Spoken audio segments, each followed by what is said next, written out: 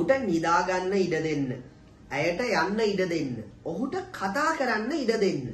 මට මේ පාඩම පැහැදිලි කරන්න ඉඩ දෙන්න. ඒ ළමයිට ඉංග්‍රීසි ඉගෙන ගන්න ඉඩ දෙන්න. ඔව් මගේ පුතේ කිසියම් කෙනෙකුට මොන හරි දෙයක් කරන්න ඉඩ දෙන්න කියන වාක්‍ය රටාව අපි කියන්නේ let කියන ක්‍රියාපදය දාලා. එහෙනම් උට නිදා ගන්න ඉඩ දෙන්න. ඔන්න මුලින්ම let ඊට පස්සේ it ඌනම් අපි it ගන්නවා. ඊට පස්සේ නිදා ගන්නවා sleep. let it sleep. let it sleep. හොඳයි අපි එහෙනම් කොහොමද කියන්නේ ඇයට යන්න ඉඩ දෙන්න. මුලින්ම let ඇය නම් අපි අනුක්ත රූපේ her. let her go. let her go. ඕකේ මට මේ පාඩම පැහැදිලි කරන්න ඉඩ දෙන්න. කොහොමද එහෙනම් කියන්නේ? let me explain this lesson. let me explain this lesson. ඕකේ ඔහුට කතා කරන්න ඉඩ දෙන්න. let him speak. let him speak. ඕකේ ඒ ළමයින්ට ඉංග්‍රීසි ඉගෙන ගන්න ඉඩ දෙන්න. let those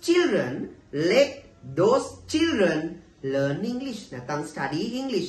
එහෙනම් කිසියම් කෙනෙකුට මොන හරි යමක් කරන්න ඉඩ දෙන්න කියන අපිට අදහස කියන්න පුළුවන් let කියන ක්‍රියාපදය.